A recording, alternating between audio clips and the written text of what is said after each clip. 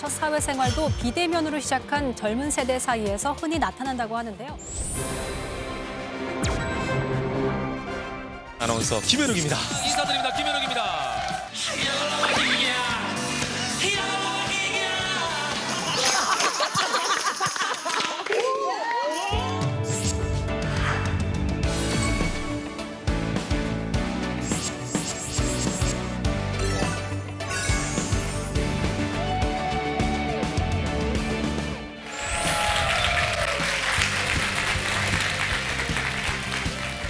네, 여러분 안녕하세요. 반갑습니다.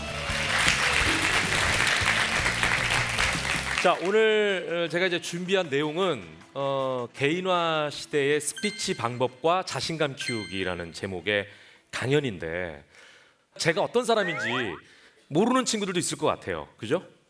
네, 좀 이렇게 어린 친구들. 여기서 제일 나이가 어린 친구가 몇 학번인가요? 23학번. 23? 23학번이 있어요? 놀랍네요. 그죠? 제 아들, 딸이 17년생인데 17년에 태어난 것도 놀랄 일인데 23년도에 학교를 들어왔다고 하니까 더 놀랍네요. 이거는 약간 쇼킹한 그런 느낌입니다. 저는 이제 언제 학교를 들어갔냐면 이 얘기하면 더 놀라겠네요. 1992년에 들어갔습니다. 더 거리감이 느껴지나요? 얘기하지 말지 이런 마음인가요? 그런 거 어떻게 보면 큰 갭이 있다고도 생각할 수 있지만 그럼에도 불구하고 우리가 소통이 된다는 걸 오늘 한번 보여드릴게요. 자, 일단 제가 누군지 한번 여러분께 알려드리겠습니다. KBS에 제가 입사를 했어요. 그래서 KBS의 아나운서로 시작을 했습니다. 오늘 이제 하는 제 얘기들은 저에 대한 커리어에 대한 설명도 되겠지만 오늘 여러분께 말씀드릴 주제하고도 굉장히 연관이 있어요. 아이고, 지 얘기만 하다가네? 이런 생각하지 마시고 제 얘기를 좀 길게 할 거예요. 근데 그 얘기가 나중에 뒤로 가면 오늘 여러분에게 전달해주고 싶은 메시지하고 연관이 된다라고 생각하시면 됩니다.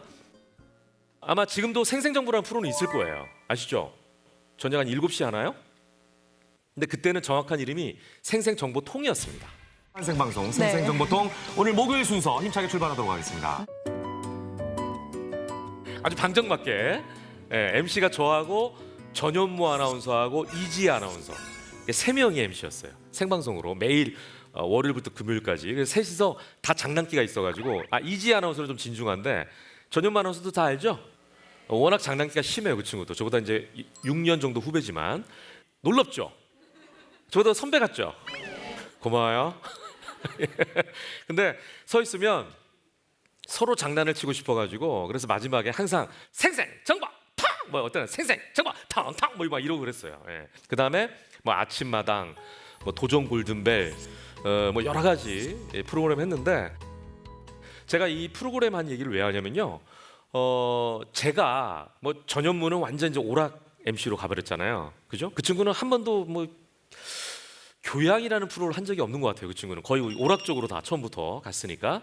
근데 저 같은 경우는 좀 특이한 이력이 있습니다. 그게 뭐냐면 전 세대를 아우르는 프로를 이렇게 딱딱 이렇게 끊어가지고 다 진행한 어찌 보면은 몇 안 되는 있을 수도 있겠지만 제 기억에는 없는 그런 아나운서 중에 한 명일 거예요.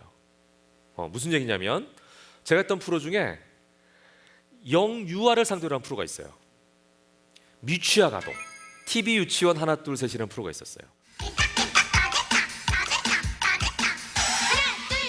그거 혹시 본 적이 있습니까? 본 친구들 없어요? 진짜 오래된 프로네. 지금 없는 것 같아요. 그때 제가 뭘 했냐면 동화를 읽어주는 우기 아저씨입니다.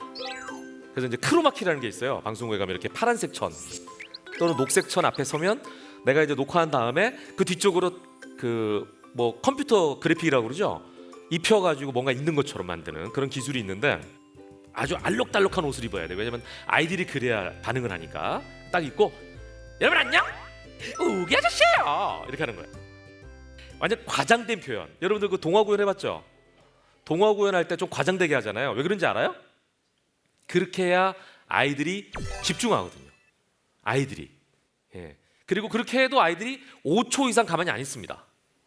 그렇기 때문에 그렇게 막 과장되게 해야 돼요. 동화 구연을. 오늘은요 빨간 모자에 대해서 얘기할 거예요. 잘 들어봐요. 빨간 모자가 왜 빨간 모자인지 아세요? 빨간 모자가 너무 잘 어울리기 때문이에요. 막 이렇게 하는 거야. 지금 막 소름이 돋아 막 나도. 예. 근데 이제 이런 프로가 TV 유치원 하나 둘 셋이었어요. 그다음에 초등학교를 상대로 한 프로를 또 제가 했습니다. 열려라 동요세상. 제 어릴 적 모습을 아주 닮은 멋쟁이 친구가 준비를 하고 있는데. 이때는 나름대로 경쟁 프로였어요. 심사위원들이 계시고 1등을 하게 되면 상을 줬습니다. 예를 들어서 윤영 어린이라고 한번 해봅시다. 윤영 초등학교 1학년이라고 상상을 해보자고요. 근데 이 친구가 매번 나와서 매번 떨어졌어. 근데 아주 끈질기죠. 5번째 나와서 드디어 우승을 한 거야. 5번째 나와서. 그럼 제가 인터뷰를 해야 돼요. MC니까. 그죠? 윤영이라는 친구가 키가 한 요 정도 될 거 아닙니까? 초등학교 1학년이니까 제가 인터뷰 시작하죠. 근데 아까 영유아에게 하듯이 인터뷰를 한다고 생각해 봅시다. 윤영 학생 너무 잘했어요. 이러면 윤영이가 뭐라고 그럴까요? 헐. 왜냐하면 초등학교 1학년 친구도 자기는 어린이라고 생각하지 않습니다. 초등학교 1학년이 뭐야? 지금 제 아이들이 7살밖에 안 됐는데 시연이거든요 이름이. 근데 시우한테 야 이거 좀 아빠가 해줄게요. 알아! 지금 이러는데요 뭐. 자기가 다 안 돼요 벌써. 초등학교 1학년 더 하죠. 근데 이 친구한테 그렇게 하면 싫어해요. 자기를 무시한다고 생각합니다. 근데 그렇다고 해서 이 초등학교 1학년 친구한테 제가 어른한테 하듯이 윤용 학생 사전 오기입니다. 지금 소감은요? 못 알아듣겠죠 이 친구가 무슨 말인지. 그죠? 그래서 어른도 아니고 너무 아이도 아닌 딱 초등학교 정도에 맞는 정도의 어투, 톤, 단어 이렇게 선택해야 돼요. 그럼 어떻게 될까요? 일단 제가 키가 한 2m가 되지 않습니까? 너무 크니까 이 아이랑 키를 맞춰줘야죠. 그러니까 이 친구가 이 정도 되니까 그럼 그냥 인터뷰하지 않고 카메라에 투샷이 잡힐 수 있도록 이렇게 무릎을 구부려 줍니다. 그래서 이제 이 친구랑 눈높이가 맞잖아요. 그죠? 그래서 내가 이제 사전 오기를 풀어줘야지. 어떻게 풀죠? 윤용 학생 그동안 4번 나와서 매번 떨어졌는데 5번째는 우승했네요. 지금 기분이 어때요? 기분이란 말을 먼저 배우거든요 이 친구들이. 그럼 이 친구가 뭐라고 그럴까요? 좋아요, 기뻐요, 행복해요. 조금 똑똑한 친구는 하늘을 날 것 같아요 까지는 합니다. 자 근데 좋아요 기뻐요 하는 친구한테 제가 이제 MC니까 좀 더 끌어내고 싶어서 어떻게 좋아요? 그러면 너무 좋아요, 많이 좋아요, 엄청 좋아요 이 정도 합니다.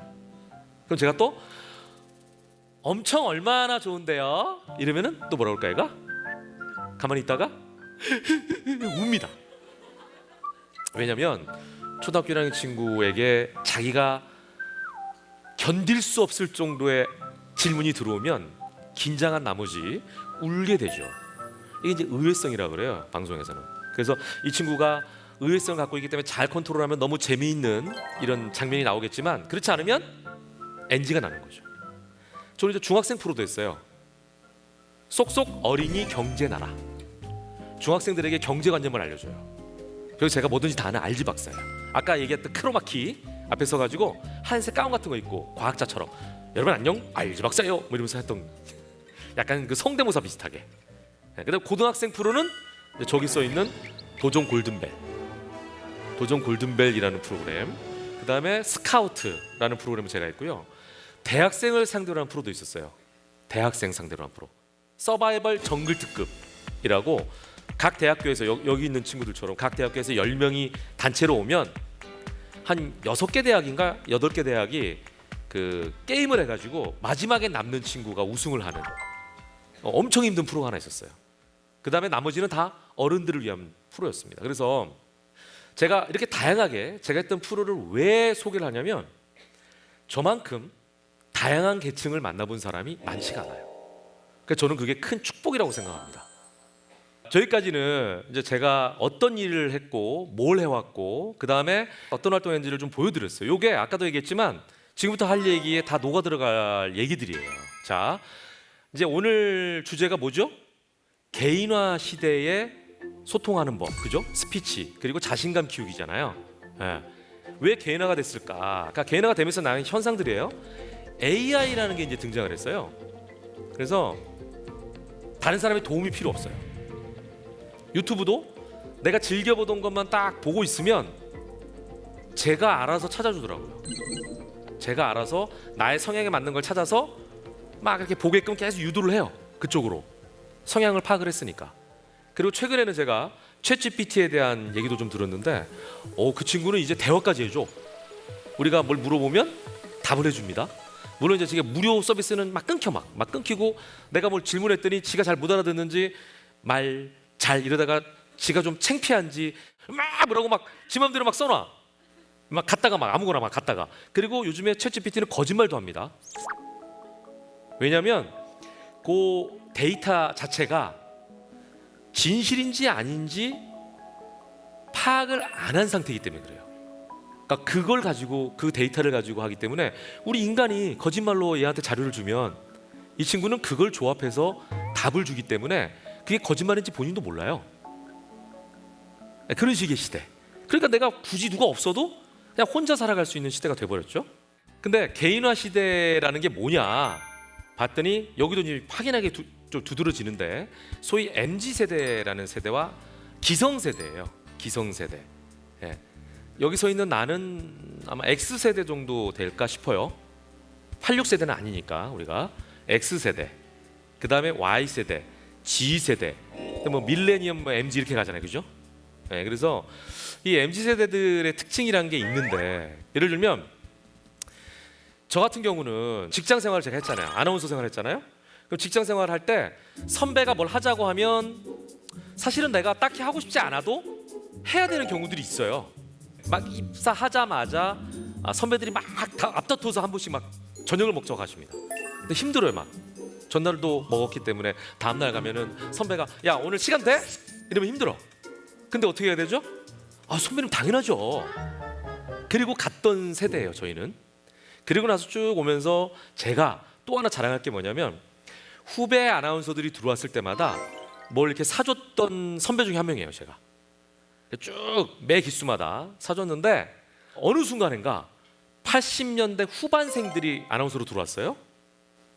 근데 그때 깨달았어요. 이제 시대가 바뀌었구나. 제가 물어봤죠. 야 오늘 저녁이나 먹을까? 그때 후배가 4명인데 첫 번째 후배 선배님 진작 얘기를 하셔야지 오늘 얘기하시면 어떡해요. 첫 번째 후배 미리 자기한테 약속을 잡아야 되는데 오늘 얘기했냐고 묻더라고요. 두 번째 후배 선배님 제가 어제 너무 많이 마셔가지고 오늘 힘들어서 오늘 도저히 안 되겠습니다.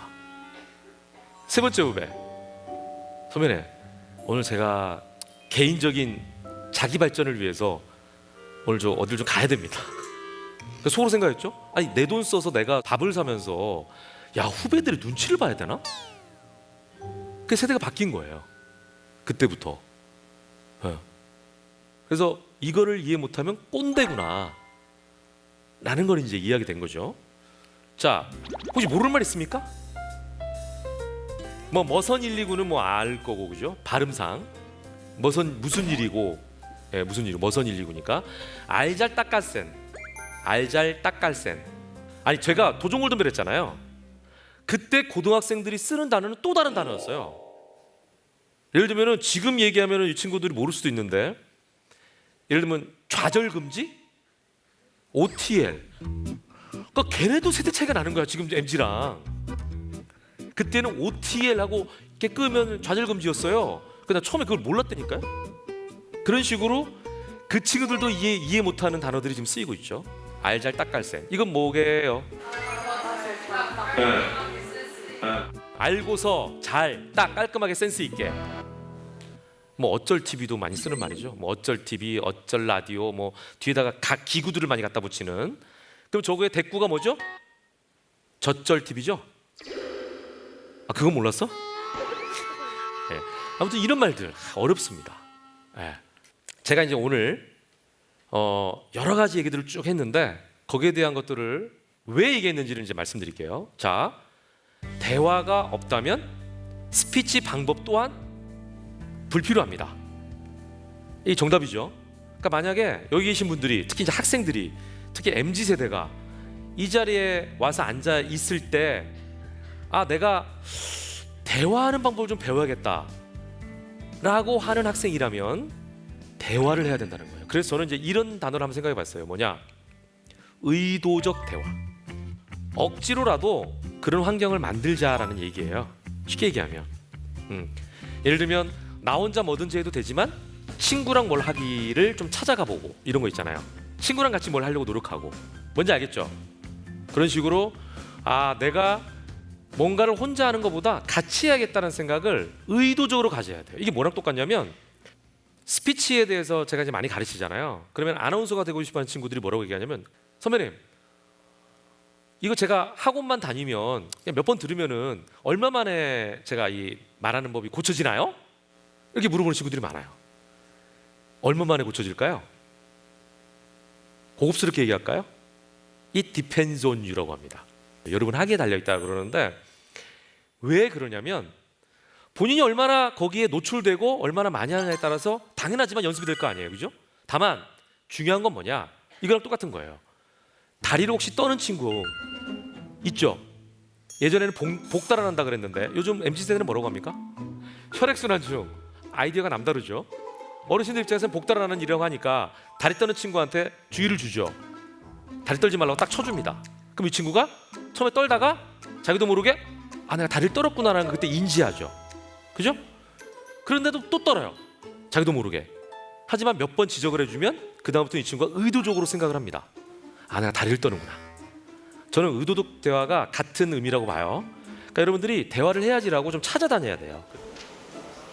자, 개인화 시대에 이 스피치 할 기회가 없다라고 생각하지 마시고 의도적인 대화를 통해서 대화할 기회를 좀 만들고 또 더불어서 그 기회를 통해서 제대로 된 스피치를 좀 하게 된다면 아마 여러분들이 어떤 자리에 있든지 간에 여러분 그 자리에서 여러분들의 생각을 정확하게 얘기할 수 있는 그런 자신감이 생기지 않을까 이런 생각을 해봅니다.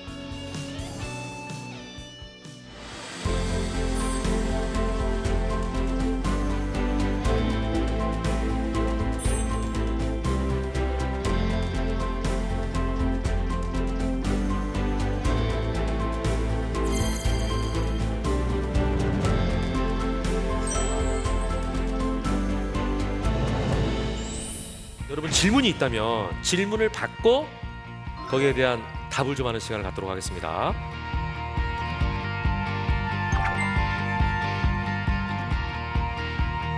던져주세요.